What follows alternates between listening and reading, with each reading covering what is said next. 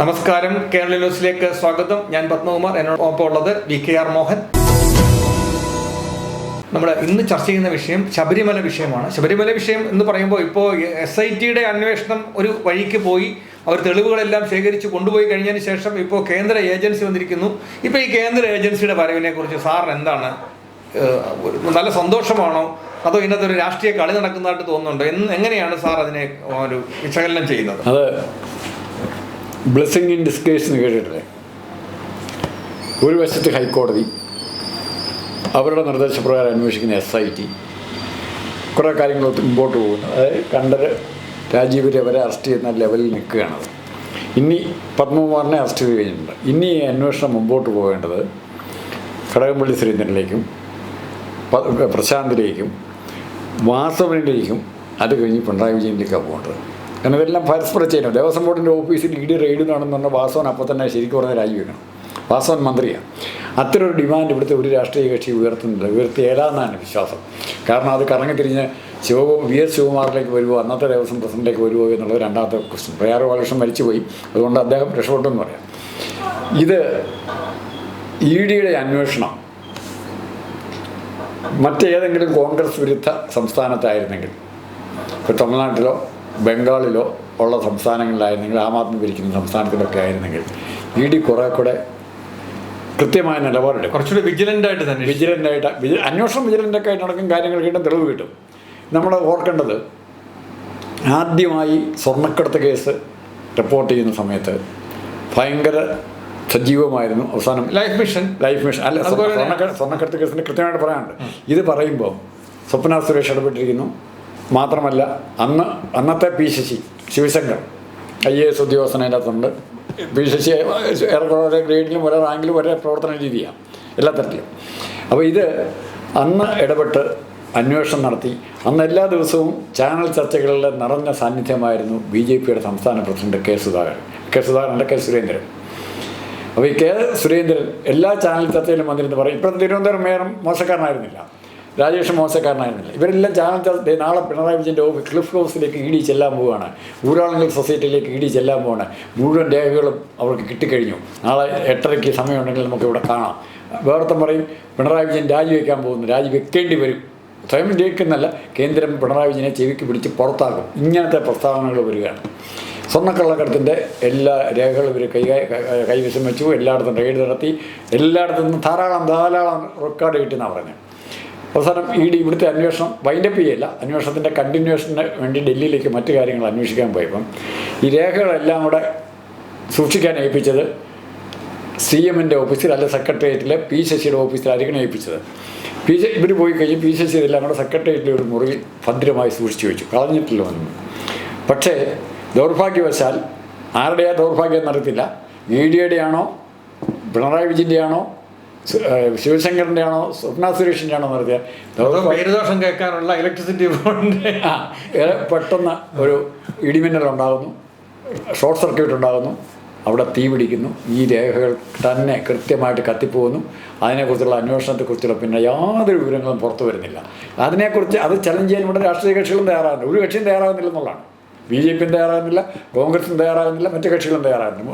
അപ്പോൾ അങ്ങനെ ആ കേസ് അവസാനിപ്പിച്ചെങ്കിൽ അതിനകത്ത് കള്ളക്കടത്ത് കേസ്, ഈ കേസിൻ്റെ സ്ഥിതി എന്താവും എന്നുള്ളതാണ് സാധാരണക്കാരൻ്റെ മനുഷ്യൻ്റെ മനസ്സിലുണ്ടാകാൻ സംശയം. ഒരു രാഷ്ട്രീയമായിട്ട് ഇപ്പം ഈ തെരഞ്ഞെടുപ്പ് വരുമ്പോൾ മാത്രം വരുന്ന ഒരു സംഭവമാണല്ലോ ഇത്.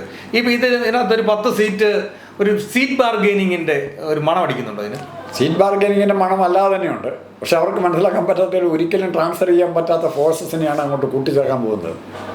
മുതിരയും പോലെ ഇങ്ങനെ കിടക്കും, അത്രേ ഉള്ളൂ. ഇപ്പം നമ്മൾ ഇവിടെ കാണുന്നുണ്ടല്ലോ, പെരുന്നയും കണിച്ചുകുളങ്ങരയായിട്ടൊരു ബന്ധം കാണുന്നുണ്ട്. അതെന്തുമാത്രം പോകുന്നത്, അതിനേക്കാൾ കുറേ കൂടെ ബന്ധമില്ലായ്മയായിരിക്കും ഇവിടെ നമ്മൾ കാണാൻ പോകുന്നത്.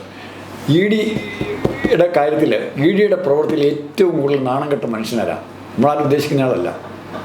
ഇന്നത്തെ ആ കേസിലെ ഒന്നാം സാക്ഷിയാരാ? CMൻ്റെ ഓഫീസ്, കേരളത്തിലെ CMൻ്റെ ഓഫീസ് കള്ളക്കടത്തുകാരുടെ കേന്ദ്രമാണെന്ന് പറഞ്ഞത് മറ്റാരുമല്ല, ഇന്ത്യയുടെ പ്രധാനമന്ത്രി, നമ്മളെല്ലാം വാഴ്ത്തിപ്പാടുന്ന നരേന്ദ്ര മോഡി തന്നെയാണിത് പറഞ്ഞത്. ആ ഒന്നാം സാക്ഷിയുടെ തെളിവ് മൂല്യം കൊടുക്കാതെയാണ് ഇ ഡി അന്വേഷിക്കുന്നത്. ആ കേസ് വെള്ളത്തിലാക്കി പെട്ടിക്കെട്ടി വെച്ചിരിക്കുന്നത്. അതെങ്ങനെ കത്തിപ്പോയി നിങ്ങൾ പറയും? ഒരു ചെറിയ ഒരു പെറ്റി കേസ് പോലും രജിസ്റ്റർ ചെയ്യാൻ കഴിയാതെ ആ ഇ ഡി ഇവിടുന്ന് മടങ്ങുന്നത്. ആ ഇ ഡിയാണ് ഇത്രയും വിശാലമായ അന്വേഷണം നടത്തി ശബരിമല, ബാംഗ്ലൂർ, ആന്ധ്രയിലെ, ബെല്ലാരിയിൽ എല്ലായിടത്തും പോയി വീടും അമ്മായിയപ്പൻ്റെ എല്ലാ സ്ഥലവും പരിശോധിക്കുകയാണ്. എന്നിട്ട് എന്ത് കിട്ടും? വേണം ഇവരുടെ ആരെങ്കിലും 1-2 ഏക്കർ വസ്തു അറ്റാച്ച് ചെയ്യും നാട്ടുകാരെ കാണിക്കാനായിട്ട്. എന്തെങ്കിലും ചെയ്തെന്ന് വരുത്തണല്ലോ. അതിനപ്പുറത്തേക്ക് ഇവർ പോവുമോ? ദേവസ്വം ബോർഡിൻ്റെ ഓഫീസർ റൈഡ് ചെയ്തപ്പോൾ തീർച്ചയായിട്ടും അതിനെ നിയന്ത്രിക്കുന്ന അതോറിറ്റി ദേവസ്വം ബോർഡ് പ്രസിഡന്റും മന്ത്രിയും തന്നെയാണ്. മന്ത്രിയുടെ വീട്ടിൽ പോകണ്ടേ? പോയിട്ടുണ്ടോ? എന്തേ പോകാത്തെ? അത് പോകാതിരിക്കുന്നിടത്തോളം കാലം നമ്മളെന്താ കരുതുന്നത്? ഇതിൻ്റെ ഫെയ്റ്റ്, ഈ അന്വേഷണത്തിൻ്റെ ഫെയ്റ്റ് എങ്ങനെ എത്തും? ഇപ്പോൾ ഇനി രണ്ടാമത് വേറൊരു കാര്യമുണ്ട്. ഈ അന്വേഷണം 2 കൂട്ടരും റിപ്പോർട്ട് കൊടുക്കുന്നുണ്ട്. ഒന്ന് SIT കൊടുക്കുന്നുണ്ട്. ആ റിപ്പോർട്ട് പബ്ലിഷ് ചെയ്യണം. SIT കൊടുത്ത റിപ്പോർട്ടിൽ ലാപ്സസ് ഉണ്ടെങ്കിൽ, ആരെങ്കിലും രക്ഷിക്കാൻ ശ്രമിച്ചു എന്ന് ഇ ഡിക്ക് മനസ്സിലായിട്ട് ഈ 2 റിപ്പോർട്ടും കൂടെ പരസ്പരം പഠിച്ചിട്ട് കേരളത്തിൻ്റെ ആഭ്യന്തരമന്ത്രി അല്ലെ കേന്ദ്രത്തിൻ്റെ ആഭ്യന്തരമന്ത്രി ഒരു കാര്യം ചെയ്യണം. ഇതിൽ കള്ളത്തരം കാണിച്ച SIT ഉദ്യോഗസ്ഥരെ എന്ത് ചെയ്യണം? സർവീസിൽ നിന്ന് പറഞ്ഞു വിടുക മാത്രമല്ല, അവർക്കെതിരായ ക്രിമിനൽ ബ്രീച്ച് സർക്കാരിനെ പറ്റിച്ചു എന്നുള്ളതിന് കേസെടുക്കാൻ പറ്റും. SIT ഉദ്യോഗസ്ഥന്മാരാണ് തെറ്റ് ചെയ്തെങ്കിൽ അവർക്കെതിരായിട്ട്, ഇ ഡി ആണെങ്കിൽ അവർക്കെതിരായിട്ട് ആ നടപടിക്ക് പോകുമവർ. ആലോചിച്ച് നോക്ക്. ഇന്ന് ഒരാഴ്ചയായുള്ളൂ ഇവിടെ ഈ സ്വർണ്ണക്കള്ളക്കടത്ത് കേസ് ഒതുക്കാനായിട്ട് ശ്രമിച്ചു എന്ന് പറഞ്ഞ രാധാകൃഷ്ണൻ എന്നൊരു കസ്റ്റംസ് ഓഫീസർ ഉണ്ടായിരുന്നു. അദ്ദേഹത്തെ ഇപ്പോഴാണ് ഇന്ന് സസ്പെൻഡ് ചെയ്തിരിക്കുന്നത്, ദൂരേക്ക് ട്രാൻസ്ഫർ ചെയ്തിരിക്കുന്നത്.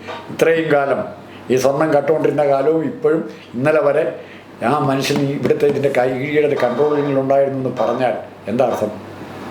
എന്താണ് ഉദ്ദേശിക്കുന്നത്? ഒന്നുകിൽ പിണറായി വിജയനിൽ നിന്ന് രാഷ്ട്രീയമായ നേട്ടം ഉണ്ടാക്കുക, അല്ലെങ്കിൽ കോടതിയും രമേശ് ചെന്നിത്തലയും ആരോപിച്ചതുപോലെ 500 കോടിയൊന്നും ആയിരിക്കും, 500-5000 കോടിയുടെ സ്വർണ്ണം ഇവിടെ കടത്തിയിട്ടുണ്ടായിരിക്കും. അതിൻ്റെ വീതം എത്തേണ്ടിടത്തൊന്നും എത്തിയിട്ടില്ല. കിട്ടേണ്ടത് കിട്ടാൻ വേണ്ടിയുള്ള കാത്തിരിപ്പായിരിക്കും ചിലപ്പോൾ. ഇവിടെ ശരിയായിട്ടെന്ന് പറഞ്ഞു കഴിഞ്ഞാൽ പിണറായി വിജയനും അതേപോലെ തന്നെ പത്മകുമാറും തമ്മിൽ മാനസികമായ ചേർച്ച ഉണ്ടായിരുന്നില്ല.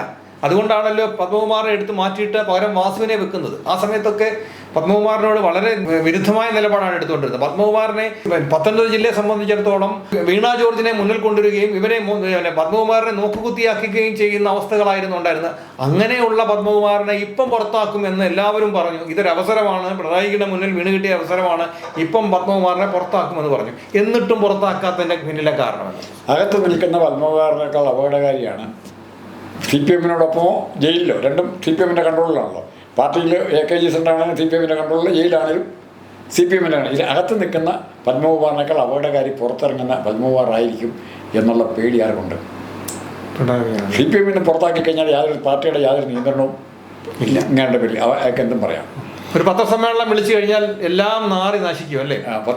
അല്ല, നമ്മുടെ പത്രക്കാരെ നാറി നശിക്കില്ല. കൂടുതൽ ഗിഫ്റ്റ് കിട്ടും, കൂടുതൽ പരസ്യം കിട്ടും, ഭാര്യമാർക്ക് ജോലി കിട്ടും, അങ്ങനെയൊക്കെ കിട്ടിയത് അത് ഒതുക്കാനൊക്കെ പിണറായി അറിയാം. അങ്ങനെ വന്നാൽ പോലും നമ്മുടെ പല മാന്യന്മാരായ പത്രപ്രവർത്തകരുടെ സിറ്റുവേഷൻ അതാണ്.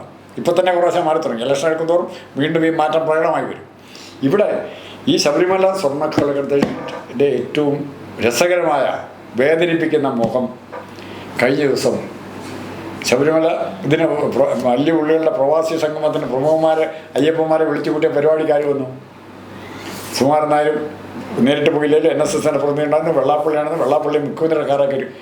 ഇന്നലെ ഈ 2 ശവങ്ങളുള്ള വാക്ക് തന്നെ സമുദായ പ്രമാണിമാരെ, ഹൈന്ദവ സമൂഹത്തിന് നേതാക്കന്മാരെന്ന് പറഞ്ഞാൽ ഇവന്മാർ 2 പേരും ശബരിമലയിലെ സ്വർണ്ണക്കൊള്ളയെക്കുറിച്ച് ഒരൊറ്റ അക്ഷരം സംസാരിച്ച പത്രസമ്മേളനത്തിൽ അന്വേഷിക്കണമെന്ന് പറഞ്ഞു. എന്തേ പറയാത്തെ? ആരായിരുന്നു മുരാരി ബാബു? എനിക്ക് സംശയമുണ്ട്. ഇതെല്ലാം പരസ്പരം അവസാനം ഇങ്ങനെയുടെ മകൻ ഉണ്ടായിരുന്നു, വെള്ളാപ്പള്ളിയുടെ അല്ലേ, തുഷാർ ദേവസ്വം ബോർഡിലുണ്ടായിരുന്നു. അപ്പോൾ ഇതെല്ലാം കൂടെ പരസ്പരം കൂട്ടി വായിക്കുമ്പം നമ്മുടെ ഒന്നും മനസ്സിൽ ഗ്രാസ്പ് ചെയ്യാൻ പറ്റാത്തതിനപ്പുറമുള്ള കഥകളാണ് പറഞ്ഞു വരുന്നത്. ദേവസ്വം ബോർഡ് ഇവരുണ്ടായിരുന്നു. ജി രാമൻ നായർ ഇവർ നോക്കുകൂത്തിയായിരുന്നു. രാമൻ നായർ എങ്ങനെ കൈകാര്യം ചെയ്യണമെന്ന് തുഷാറിന് നല്ലോണം അറിയാറുണ്ട്. അപ്പോൾ ഇതെല്ലാം കൂടെ പരസ്പരം ബന്ധപ്പെട്ടാണോ? പിന്നെ രണ്ടാമത് വീണ്ടും കിടക്കുന്ന പ്രബലമായ അത് ഇവർക്കൊക്കെ അറിയാം, മുരാരി ബാബുവിനൊക്കെ അറിയാം എന്ന് വിചാരിക്കാം. പിണറായി വിജയൻ്റെ ഭാര്യ UAE-യിൽ നിന്ന് വന്ന സൗദിയുടെ ആർക്കാണൊക്കെ ഒരു ഷെയ്ക്കിന് ഒരു സ്വർണ്ണ ഉപകാരം കൊടുത്തു. അതെന്തായിരുന്നു? ഏത് സ്വർണ്ണമായിരുന്നു എന്നാണ് ആർക്കൊരു പറഞ്ഞിട്ടുണ്ടോ? ഇപ്പോഴും ദുരൂഹമായിട്ട് നിൽക്കുകയാണ്. എന്താ സമ്മാനം കൊടുത്തു? സ്വർണ്ണമാണെന്നല്ല, ഏത് സ്വർണ്ണമാണ്, ഏത് തരത്തിലുള്ള സ്വർണ്ണം ശബരിമലയിൽ അല്ലെന്ന് പറയാൻ പറ്റും. അത് വിശദീകരിക്കപ്പെടേണ്ടതായ ഒത്തിരി ചോദ്യങ്ങൾ വിശദീകരിക്കാതിരിക്കുന്നതോടും കൂടുതലും ദുർവ്യാഖ്യാനങ്ങൾ കൂടി വരും. അതിന് ഗവൺമെൻറ് അസൂറിപ്പെട്ട് കാര്യമില്ല. ഇത് ഇപ്പോൾ SITയുടെ കണ്ടെത്തൽ തന്നെയാണ്, പുതിയ വരുന്ന അന്വേഷണ ഉദ്യോഗസ്ഥരുടെ കണ്ടെത്തൽ എന്താണെന്ന് അറിയണം. അതുപോലെ എത്ര കേസുണ്ട്? സുരേന്ദ്രൻ്റെ കള്ളക്കടത്ത് കേസ് ഉടൻ വരികയല്ല, കള്ളപ്പണ കേസ് ഉടൻ വരികയും കരുവന്നൂർ ഉടൻ വരികയും ഇതെല്ലാം ഒതുക്കി വിടുകയില്ല, ഓരോന്നോരായിട്ട് ഒതുക്കി വിടുക. ഇപ്പോൾ ഊരാളുകൾ സൊസൈറ്റി ഇപ്പോൾ പിടിക്കുമെന്ന് പറയും. പിടിച്ചോ? ഇവിടെ കാര്യമായിട്ട് അന്വേഷിച്ച KM ഷാജിയുടെ സ്വത്ത് സമ്പാദനം അന്വേഷിച്ചു, മുസ്ലിം ലീഗിൻ്റെ. അത് പിണറായി വിജയൻ ഏറ്റവും വിരോധമുള്ള ആളുമാണ്. വേറെ ആരും അന്വേഷിച്ചില്ല. പിണറായി KM ഷാജിയുടെ ഭാര്യ വീട്ടുകാരുടെ വീടിൻ്റെ വലിപ്പം വരെ അളക്കാൻ പോയി മാറും. അപ്പോഴാണ് ഇവിടെ കടകംപള്ളി സുരേന്ദ്രനും വാസവനും എല്ലാം ഇങ്ങനെ രാജാക്കന്മാരായിട്ട് നടക്കുന്നത്. അതുകൊണ്ടാണ് EDയുടെ ഈ അന്വേഷണവും ഈ ചെപ്പടി വിദ്യയും കുറെ പത്രക്കാർക്ക് ആഹ്ലാദിക്കാൻ ഇതിനകത്ത് പ്രശാന്ത് വന്ന് പെട്ടുമ്പോൾ പ്രശാന്തിന്റെ പേരിൽ ആരോപിക്കുന്ന കുറ്റം എന്താണെന്ന് സാറേ? ഇതിപ്പോൾ ഓട് ഇളക്കി മാറ്റാനുള്ള സംവിധാനം ഉണ്ടായിരുന്നു. ഓടിനകത്ത് ഇറിഡിയവും ഒക്കെ ഉണ്ടല്ലോ, അപ്പോൾ അതൊക്കെ മാറ്റാനുള്ള സംവിധാനം ഉണ്ടായിരുന്നു. നമുക്ക് ആർക്കും അറിയാൻ മേലാത്തൊരു വസ്തുവിൻ്റെ പേര് പറഞ്ഞാണ് ഇവർ.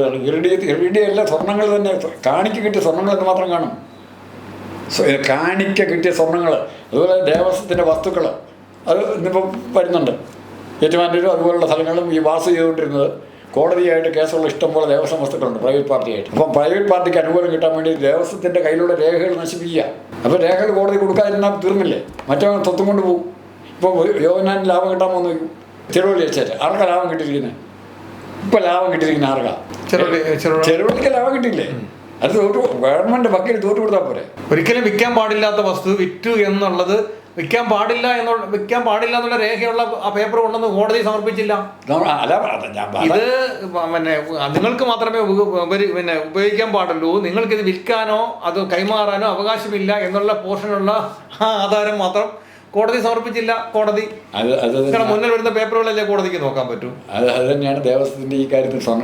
ഞാനിപ്പോൾ നമുക്ക് ഈ വിഷയം സംസാരിച്ചത് കൊണ്ട് പറയുകയാണ്. ഈ തന്ത്രിയെ സംബന്ധിച്ച് പറയുമ്പം ഈ തന്ത്രിക്ക് എല്ലാ വർഷവും കോടിക്കണക്കിന് രൂപ ഈ അവരുടെ ഇല്ലത്തേക്ക് ഒഴുകിയെത്തുന്നു ദക്ഷിണയായിട്ടും. അതുകൂടാതെ ഓരോ ക്ഷേത്രങ്ങളിൽ താന്ത്രിക വിദ്യയ്ക്ക് വേണ്ടിയിട്ട് പോകുമ്പോൾ 5 ലക്ഷം 8 ലക്ഷം ഒക്കെ വാങ്ങിച്ചാണ് പോകുന്നത്. അതുപോലെ വിദേശ രാജ്യങ്ങളിൽ പോകുമ്പോൾ 25-50 ലക്ഷം രൂപ വാങ്ങിച്ചാണ് പോകുന്നത്. അതെ, അപ്പോൾ ഗിഫ്റ്റായിട്ട് കിട്ടുകയാണ്. അപ്പോൾ ഇന്നലെ കഴിഞ്ഞ ദിവസം പറയായിരുന്നു, അടൂർ അമ്പലത്തിൽ ചെല്ലുമ്പോൾ അങ്ങോട്ട് ആ പൈസ കൂടാതെ ഈ പിന്നൊരു റെസിപ്റ്റൂടെ കൊടുത്തു ഇത്ര കിലോമീറ്റർ ഞങ്ങളുടെ ഓടിയെന്ന്. അപ്പോൾ ടാക്സിയുടെ പൈസ കൂടെ വാങ്ങിച്ചിട്ടാണ് അദ്ദേഹം വണ്ടിയെ കയറുന്നത്. അപ്പോൾ അങ്ങനെ ചെയ്യുന്ന അങ്ങനെ കോടിക്കണക്കിന് രൂപ ഈ ഭഗവാനെ വിറ്റുണ്ടാക്കുന്ന ആള് ഈ ഭഗവാന്റെ അരിഞ്ഞാണച്ചാറിലൂടെ കൊണ്ടുപോകാൻ തീരുമാനിച്ചത് എന്തുകൊണ്ടാണ് സാറേ? സാധാരണ ഇപ്പോൾ ഒരാളിനോട് പറയുന്നത്, ഞങ്ങളുടെ ഒരു ചർച്ചയിൽ ഒരാളിനോട് പറയുന്നുണ്ട്, സാറേ ഞങ്ങൾ അത്താഴ ഭക്ഷണിക്കാരാണ്, ഞങ്ങളൊരു 10 രൂപ പോയി ആ നടയിൽ നിന്ന് എടുത്തു കഴിഞ്ഞാൽ ഞങ്ങളോട് ദൈവം ഒന്നും ചോദിക്കത്തില്ല. പക്ഷെ ഇവർക്കൊക്കെ ഈ കിട്ടിയത് കൂടാതെ ഈ സുഖലോലുപത പോരാഞ്ഞിട്ടല്ലേ സാറേ ഇവരൊക്കെ മോഷ്ടിക്കുന്നത്? ഇവരോടൊക്കെ ആരാ സാറേ ചോദിക്കുന്നത് ചോദിക്കുക. അതിൽ തന്ത്രി മോഷ്ടിച്ചു എന്നുള്ള അറിവുണ്ടെന്നുണ്ടെങ്കിൽ നിങ്ങൾ ഏറ്റവും താഴത്തെ തട്ടിലുള്ള അവസാനം കേസ് എനിക്ക് ഇപ്പോഴും എൻ്റെ ബലമായ വിശ്വാസം ഈ മുഴുവൻ കുറ്റങ്ങളും കൂടെ ഉണ്ണികൃഷ്ണൻ പൂറ്റിയുടെ തല വയ്ക്കും. ഉണ്ണികൃഷ്ണൻ പൂറ്റിയുടെ ശരിയാണ് സാറേ. 36 കിലോ സ്വർണം അവിടെ കൊണ്ടുവന്ന് ഉരുക്കി ഇതിനോട് പാളികളാക്കുന്നത് കണ്ടുകൊണ്ടിരുന്ന ആളാണ് നമ്മുടെ രാജീവര് കണ്ടർ രാജീവര്. അപ്പോൾ ആ രാജീവര് ഈ 39 ദിവസം ഈ സാധനം ഇവിടെ ഇല്ല എന്ന് അറിയാമായിരുന്നു. ഇത് കൊണ്ടുപോകാൻ പാടില്ല എന്നുള്ള നിയമം കൃത്യമായി അറിയാവുന്നതാണ്. അതുകൊണ്ട് വാജിവാഹനം കൈമാറരുത് എന്ന് കോടതി വിധി ഉള്ളതാണ്. ആ വാജിവാഹനം എടുത്തുകൊണ്ട് വീട്ടിൽ വന്നിട്ട് വെച്ചിരിക്കുന്നു. ഈ അന്നുണ്ടായിരുന്ന വാജിവാഹനം തന്നെയാണോ ഇപ്പോൾ ഉള്ളത് എന്നറിയില്ല. അതൊക്കെ വിറ്റ് കാശാക്കിയിട്ട് പകരം പിച്ചളകൾ ഉണ്ടാക്കി അറിയില്ല. സിനിമയുണ്ടല്ലോ, ഓർക്കുന്നുണ്ടല്ലോ, തള്ളയാണ് വിഗ്രഹം എടുത്ത് വിൽക്കാനായിട്ട് വേറത്തിന് കൊടുത്തു വിടുന്നത്. ഒരു തട്ടാൻ കഴി അതേപോലെ ഒന്നും വേറെ പണിതുകൊണ്ട് വരുന്നു. അപ്പോൾ ഇത്തരം ഇതിനൊക്കെ എന്താണ് സാർ നമ്മുടെ വിശ്വാസത്തെ കൂടെ നശിപ്പിക്കുകയല്ലേ നമ്മൾ ചെയ്യുന്നത്? വിശ്വാസം അങ്ങനെ നശിക്കുകയില്ല. പക്ഷേ ഇവർ രക്ഷപ്പെടുത്തുന്നത് ഏത് മതവിശ്വാസിയാണേലും നിങ്ങൾ അമ്പലത്തിൽ കൊണ്ടൊരു 101 രൂപ, ചെങ്ങന്നൂർ മഹാദേവ ക്ഷേത്രത്തിൽ 101 രൂപ ഇട്ട് കഴിഞ്ഞാൽ നിങ്ങൾ അത് പിന്നെ എന്താ ചെയ്യാൻ പോകുന്ന അന്വേഷിക്കാൻ നിങ്ങൾ പോകുന്നില്ല. അല്ല, അങ്ങനെ നമ്മളെ പണ്ട് പഠിപ്പിച്ചിട്ടുണ്ട്. പൂജിക്കാൻ കൊടുത്തത് വായിലിട്ടോ തീയിലിട്ടോ ഒന്നും നമ്മൾ നോക്കരുത്. നമ്മൾ കൊടുത്തു അത്ര തന്നെ. അപ്പം നമ്മളിത് കൊടുക്കുക മാത്രമേ ഉള്ളൂ, നമുക്കിത് അന്വേഷിക്കേണ്ട. ഇത് ദൈവം കൊണ്ടുപോകാതിരിക്കുകയൊക്കെ ചെയ്തോട്ടെ നിങ്ങളുടെ. പക്ഷെ ദൈവം കൊണ്ടുപോകണമെന്ന് നമുക്ക് ഉറപ്പുണ്ടെങ്കിൽ അപ്പൊ തന്ത്രിക്കും നമ്മളോട് പറയാനുള്ളതായിരിക്കും, പൂജിക്കാൻ തന്നത് വായിലിട്ടോ തീയിലിട്ടോ നിങ്ങൾ അറിയണ്ട, അത് ഞങ്ങൾ വായിലിട്ടതായിരിക്കും, നിനക്ക് അതിനകത്ത് ബാധ്യതയില്ല, നീ തരാനുള്ള അവിടെ വെച്ചല്ലോ, നിന്റെ കാര്യം കഴിഞ്ഞു എന്നുള്ളതാണ്. ഇത് എങ്ങനെ അവസാനിക്കും? ഇതുവരെ എല്ലാ ചർച്ചകളും ഇപ്പോൾ റിപ്പോർട്ടർ ചാനൽ വരെ സൈലൻ്റായി. എന്തുമാത്രം സ്വർണ്ണം ഉണ്ടായിരുന്നു, ഏതൊക്കെ തരത്തിലുള്ള സ്വർണ്ണം ഉണ്ടായിരുന്നു, അത് ആരുടെയൊക്കെ കൈ പോയി, എങ്ങോട്ടൊക്കെ പോയി എന്ന് ആരെങ്കിലും സംസാരിക്കുന്നുണ്ടോ? ഒന്ന്. രണ്ട്, ഇതിനേക്കാൾ അപകടകരമായേക്കാമായിരുന്നു, ഇപ്പോൾ ആയിട്ടുണ്ടോ എന്ന് എനിക്കറിയത്തില്ല, തിരുവനന്തപുരത്തെ ശ്രീപത്മനാഭസ്വാമി ക്ഷേത്രം. അവിടുത്തെ ഒരു നിലവറ തുറക്കരുതെന്നാണ് പറഞ്ഞത്. മന്ത്രിയൊക്കെ ഇവിടെ പറയുന്നത്. എന്താ കാര്യം? വെല്ലുവിളിയുണ്ടോ? അവിടെ വല്ലതും കാണുമോ? അവിടെയുള്ള സാധനം ഇരിക്കുന്നത് അല്ല, അവിടെ കാണുമെന്നുള്ള പ്രശ്നം. തുറക്കരുത് നിർബന്ധം എന്നുള്ളതാണ്. മറ്റ് നിലവറകളിൽ കണ്ടതുപോലുള്ള സാധനങ്ങൾ അവിടെ കാണുമെന്നാണ് അസംഷൻ. പക്ഷെ അത് തുറക്കാൻ സമ്മതിക്കില്ല. അതെന്താ മാതൃക? അതിനകത്തുള്ളതെല്ലാം പോയി കാണും അല്ലേ? എന്നും വേണം നമുക്ക് പറഞ്ഞാൽ തെറ്റു പറയാൻ പറ്റുമോ? ഇപ്പോഴത്തെ പരിസ്ഥിതി അനുഭവം വെച്ചാൽ നമ്മൾ കാണുന്ന വസ്തുതകൾ വെച്ച് അങ്ങനെ പറഞ്ഞാൽ തെറ്റു പറ്റുമോ? വേറെ തിരുവിതാംകൂർ മഹാരാജാവോ ഇപ്പോഴത്തെ ശ്രീലക്ഷ്മി ഒന്നും വന്ന് താക്കോലിട്ട് തുറന്നതെല്ലാം നോക്കാനൊന്നും പോകുന്നില്ല. ഇതിനെ ഏൽപ്പിച്ചവർ വേറെ കാണുന്നേ. ഉണ്ണികൃഷ്ണൻ പോറ്റിമാരും തന്ത്രിമാരും വാസുമാരും ഒക്കെ അവിടെ കാണും. പത്മകുമാറൊക്കെ അവിടെ കാണില്ലേ? അതിന് ഇവിടെ മാത്രമേ ആകാവുന്നുണ്ടോ? തിരുവനന്തപുരക്കാർക്ക് കൊള്ളിയില്ലേ? അവിടുത്തെ പോയിട്ടുണ്ടെങ്കിൽ എന്തുമാത്രം പോയിട്ടുണ്ടായിരിക്കും എന്നുകൂടെ ആലോചിക്കാം. എന്നിട്ട് മാത്രമേ ചർച്ച നടത്താവുള്ളൂ. നമ്മുടെ ഈ നമ്മുടെ ചർച്ച തുടങ്ങി വെക്കുന്നത് എവിടുന്നാണ്? നമ്മൾ ഈ ചർച്ച തുടങ്ങി വെക്കുന്നത് ഇതിനകത്ത് BJPയുടെ രാഷ്ട്രീയ ലാഭമാണോ ഇപ്പോൾ ഈ ഒരു അന്വേഷണ ഏജൻസി വരാൻ കാരണം? ശരിയായിട്ട് CBI പോലൊരു ഏജൻസി വന്നാൽ അതിനകത്ത് കൃത്യമായി ഈ അന്വേഷണത്തിലേക്കാണ് പോകുന്നത്. അത് ED വരിക എന്ന് പറയുമ്പോൾ അത് കേന്ദ്ര നിയന്ത്രണത്തിൽ. അപ്പോൾ അതല്ല, അവിടെ ഞാൻ ഒരു ഒറ്റ വാചകത്തിൽ പറഞ്ഞ് അവസാനിപ്പിക്കാനുള്ളൂ. BJPക്ക് ഇതുകൊണ്ട് രാഷ്ട്രീയ ലാഭമൊന്നും ഉണ്ടാകാൻ സാധ്യതയില്ല. ഉണ്ടായില്ലെങ്കിലും സാമ്പത്തിക ലാഭം ഉണ്ടാവുമെങ്കിൽ കുഴപ്പമുണ്ടോ? BJPക്ക് സാമ്പത്തികത്തിനൊന്നും വലിയ പ്രശ്നമൊന്നും കേരളത്തിൽ നിന്നുള്ള കാശ് വീതം അങ്ങ് എത്തിക്കണം എന്ന് പറഞ്ഞാൽ എത്തിക്കായിരിക്കുമോ? കണ്ഠരര് രാജീവരോട് പറയുക. അത് ഞാൻ വിശ്വസിക്കുന്നില്ല. ഞാൻ ഉദ്ദേശിക്കുന്നത് കേരളത്തിലെ ഒരു 10 BJP സ്വാധീനമുള്ള സീറ്റുകൾ ചൂണ്ടിക്കാണിച്ചിട്ട് ഇവിടേക്ക് നിങ്ങളൊരു സഖ്യകക്ഷിയെ അല്ലെങ്കിൽ CPM-നെ വിടൂ, അല്ലെങ്കിൽ കേരള കോൺഗ്രസ് മാണിയെ അവിടെ നിങ്ങളെ വെച്ച് തരൂ, അല്ലെങ്കിൽ നിങ്ങളുടെ ഏറ്റവും ചൂറ ഒരു സ്ഥാനാർത്ഥിയെ വലിയ സ്വാധീനമില്ലാത്തൊരു സ്ഥാനാർത്ഥിയെ നിങ്ങൾക്ക് വെച്ച് താ, നിങ്ങളൊരു 10 മണ്ഡലം.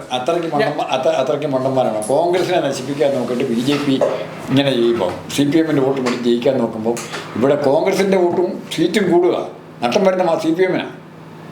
കോൺഗ്രസിൻ്റെ വോട്ടും സീറ്റും കൂടുക. പിന്നെ എങ്ങനെ കോൺഗ്രസ് മാർക്സിസ്റ്റ് പാർട്ടിയുടെ വോട്ട് കൊണ്ട് BJP ജയിക്കുമെന്ന് പറഞ്ഞാൽ നഷ്ടം മാർക്സിസ്റ്റ് പാർട്ടിക്ക് മാത്രമേ ഉള്ളൂ. കോൺഗ്രസ് ഒരു കാരണവശാലും ഇപ്പൊ CPM ജയിക്കത്തില്ല. കോൺഗ്രസ് ആണ് ജയിക്കാൻ സാധ്യത. കോൺഗ്രസോ അല്ലെങ്കിൽ BJPയോ മാത്രമാണ് ജയിക്കാൻ സാധ്യത എന്നുള്ള മണ്ഡലങ്ങളില്ലേ? ആ മണ്ഡലങ്ങളിൽ കോൺഗ്രസ് ജയിക്കണ്ട, അതിന് പകരം ഞങ്ങളെ ജയിപ്പിക്കൂ എന്ന് BJP പറഞ്ഞാൽ സെയിം ലാഭമല്ലേ ഉണ്ടാകാൻ പോകുന്നത്? താങ്കൾ പറഞ്ഞ കോൺഗ്രസും BJPയും കൂടെ ടൈറ്റ് ആയിട്ട് ഫൈറ്റുള്ളത്. ചിലപ്പോൾ വേണേൽ 5 6 അല്ലെങ്കിൽ 8 10 സീറ്റിൽ കളി നടക്കും. പക്ഷേ മൊത്തത്തിലുള്ള BJPക്കാരനൊഴിച്ച് താഴോട്ട് ഇത് വരുമ്പോൾ യാതൊരു കാരണവശാലും പിണറായി വിജയനെ പറയുന്നത് പോലെ ചെയ്യാൻ ഇവർ തയ്യാറാകില്ല. അല്ല, പിണറായി വിജയൻ പറയണ്ട സാറേ. അപ്പം നമ്മൾ കോൺഗ്രസും BJPയും കൂടെ ടൈറ്റ് മത്സരം. CPM 3ാം സ്ഥാനത്ത് പോകുമെന്ന് ഉറപ്പുള്ള സ്ഥലം. ആ സ്ഥലത്തൊരു കോൺഗ്രസിൻ്റെ അല്ലെങ്കിൽ CPM-ന്റെ ഒരു ചൂറ സ്ഥാനാർത്ഥിയെ അല്ലെങ്കിൽ ഘടകകക്ഷികൾക്ക് അത് കൊടുത്താൽ വോട്ടുകൾ അവർക്ക് സമാഹരിക്കാമല്ലോ. അങ്ങനെ വരുമ്പോൾ CPM-കാരൻ കോൺഗ്രസും BJP പ്രവർത്തകരായിട്ട് എങ്ങും അടിയും കുഴപ്പമില്ല, ശത്രുതയില്ല. ഇല്ലല്ലോ സാർ, 10 വർഷമായിട്ട് കണ്ണൂർ അടിയുണ്ടോ? ഇല്ല, കണ്ണൂർ അടിയുണ്ട്. കഴിഞ്ഞ ദിവസം 7 വരെ ശിക്ഷിച്ചിട്ടുണ്ട്. 7 RSS. അത് പണ്ടത്തെയാണ്. ആ ശിക്ഷ പ്രതികൾ ജയിലിൽ കിടക്കാന്നേ. 2 കൂട്ടത്തിലും പ്രതികൾ ഇഷ്ടംപോലെ ജയിലിലുണ്ട്. ഇവിടെ അതുകൊണ്ട് കോൺഗ്രസും ഇവരുമായിട്ട് എന്താ അടി ഉണ്ടായിരിക്കുന്നത്? എവിടെ ഉണ്ടായിരിക്കുന്നത്? മുസ്ലിം ലീഗും RSS അടി ഉണ്ടായിട്ടുള്ളൂ. ആലോചിച്ചൊക്കെ, മുസ്ലിം ലീഗും RSS-ഉമായിട്ട് അടി ഉണ്ടായിട്ടില്ല. അടി ഉണ്ടായിരിക്കുന്ന 90% CPM-ഉം RSS-ഉമായിട്ടാണ്, പിന്നെ SDP ആയിട്ടാണ്. അതിന് ആ കണക്കൂട്ടിൽ തെറ്റുന്ന എവിടെയാണ്? ഇവർക്ക് വർക്കൗട്ട് ചെയ്താൽ കൊള്ളാവുന്നുണ്ട്. BJPയിലേക്ക് കുറച്ച് വോട്ട് കിട്ടിക്കഴിഞ്ഞാൽ ഒരു നിയമനത്തിൽ 10-15 വോട്ട് മാറ്റാമെന്നുണ്ടെങ്കിൽ 8 10 സീറ്റുകളിൽ BJPക്ക് ജയിക്കാൻ പറ്റും. അങ്ങനെയുള്ള മോഹന കണക്കൂട്ടലാണ്. പക്ഷേ ഇത് പരസ്പരം ട്രാൻസ്ഫറബിൾ അല്ല. ഈ വോട്ടുകൾ നായരുടെ ഇതിനെപ്പറ്റി നമ്മൾ പറഞ്ഞില്ലേ, ഇത് ട്രാൻസ്ഫറബിൾ അല്ല. അല്ലെ പ്രകടമായി എന്തെങ്കിലും ഇഷ്യൂസ് വേണം. ഇപ്പോൾ ഇഷ്യൂസ് ഒന്നുമില്ല.